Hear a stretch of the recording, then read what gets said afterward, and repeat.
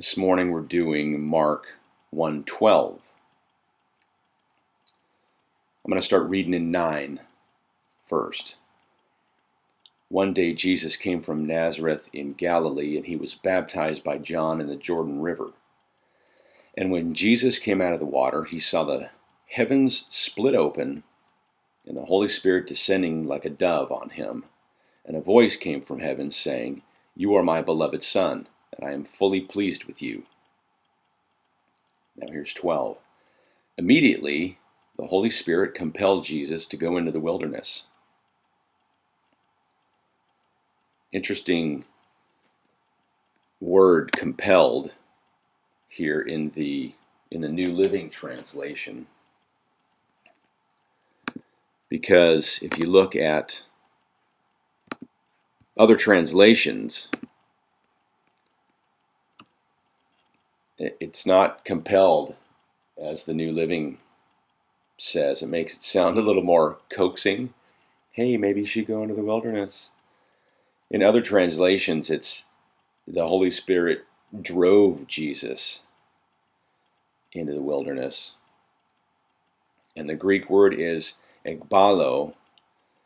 It's used 82 times in the New Testament, and 45 of those it's used to describe casting out of demons.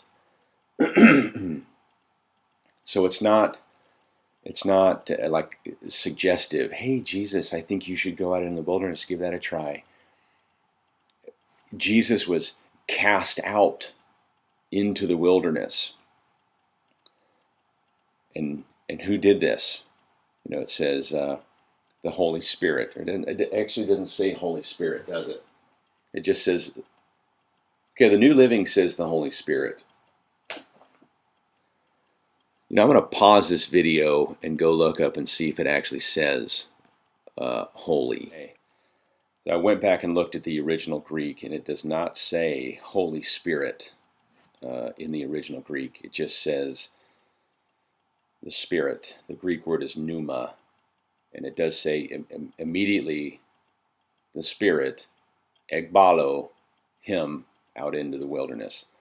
Okay, so this is the New Living Translation taking liberty there, saying that it was the Holy Spirit. And I just happen to agree with the New Living Translation.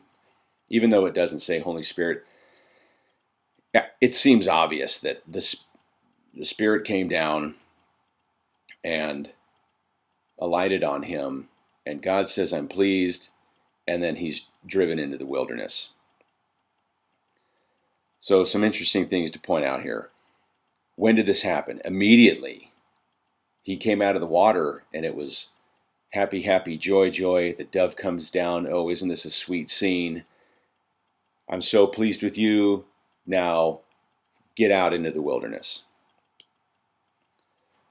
And what's funny about that is he was already in the wilderness, wasn't he? Didn't it say that John was in the wilderness preaching and baptizing?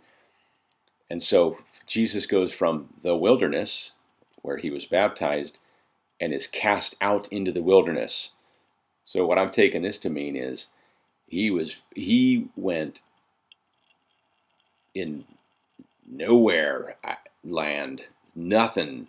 It was even more wildernessy than the wilderness.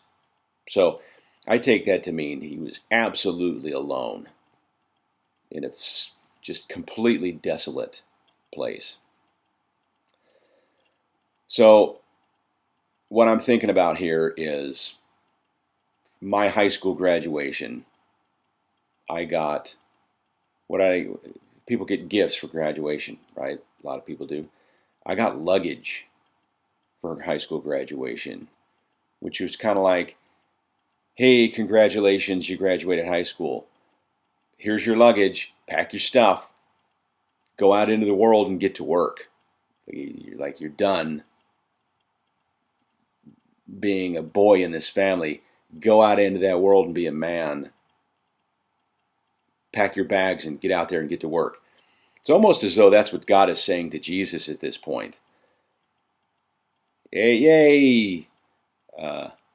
Great work. I'm super pleased with you. We're not going to sit around here and play celebration time. It's now time for you to get to work.